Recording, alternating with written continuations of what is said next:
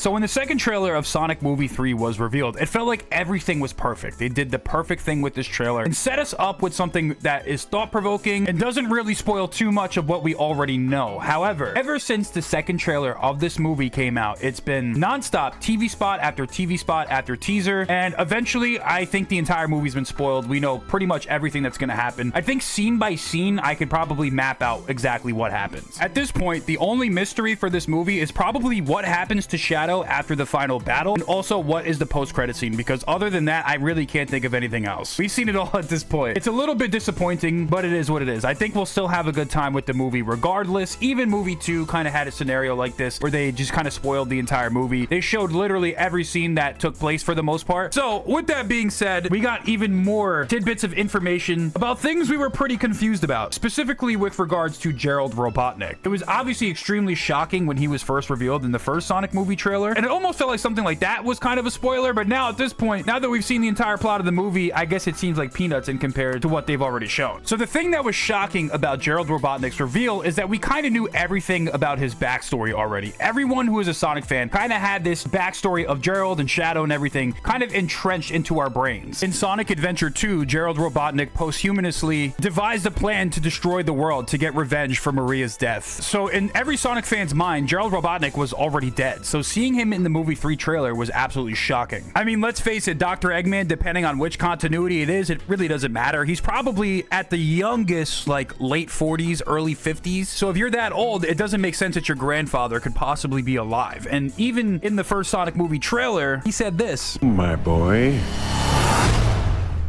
It's impossible. Is it? It couldn't be. Couldn't it? Are you? In the saggy flesh. One of the things that Eggman specifically mentioned in that scene was that it's impossible for Gerald Robotnik to be alive, and most Sonic fans agreed with that. It's like, wait, how is he alive? So that did not stop the theories from fans flowing, because we didn't really have an answer, and unfortunately now we do. I made a video a couple of months ago discussing this very theory about how Gerald Robotnik could possibly be alive, and like I said before, the theories were definitely flowing. Some of the theories were that Gerald Robotnik could potentially have been retconned to be Eggman's dad in this continuity. Some people thought that maybe he was cryogenically frozen, which, hey, could potentially still be the case. Some were even suspecting that maybe time travel could be at play for Sonic Movie 3, which would be pretty interesting because it would open up a can of worms for a character like Silver to appear in the future. But now, based off of a new teaser, the newest theory is this. First, let's get into the teaser. Sonic, the day we go. we came to this planet, today all our lives changed forever. It's great to be back together. Do this! Wait, why are they back together? Sonic on 3, showtime! Finally. Don't forget about Grandpa. Hey. Looking pretty good for 110. 110!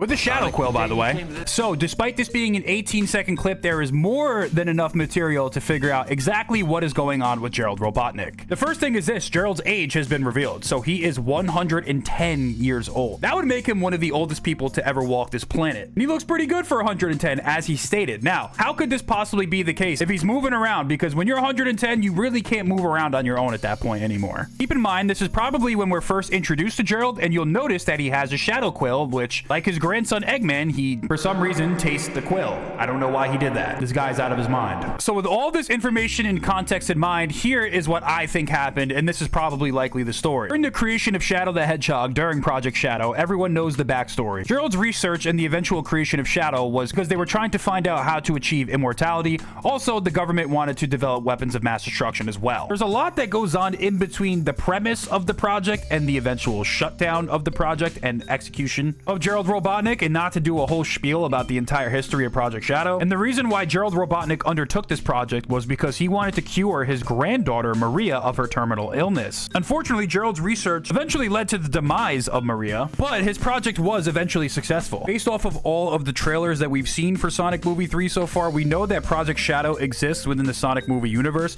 We also know that Maria is a character, and she's obviously going to die, which is going to be the primary motivation for Shadow's desire for revenge upon on the planet. Assuming that the premise for Project Shadow is also adopted for Sonic Movie 3, we can only infer that the same goals of Project Shadow were also the same for the Sonic game universe as the Sonic movie universe, and that's going to be trying to discover immortality to cure Maria of her illness. So the mystery, I think, has been solved. How is Gerald Robotnik 1 still alive? Well, the answer is very simple. He discovered the cure for human mortality. Well, how did he do this? That was a result of creating Shadow the Hedgehog during Project Shadow. And the reason why we know this is because presumably when he reintroduces himself to his grandson, he has a quill from Shadow, which shows that he used Shadow's power to be immortal. And that's why he's 110 years old. And that is the official reason for why Gerald Robotnik is alive in Sonic Movie 3. He found immortality. He is recruiting his grandson and Shadow to help them carry out his plan to get revenge on the planet. It makes too much sense. It seems like another domino has fallen in the Sonic Movie 3 theories. Please stop showing us all this information. I can't even stop looking at it because it's always on Twitter, but let me know if you think my theory lines up. We'll find out in 2 weeks.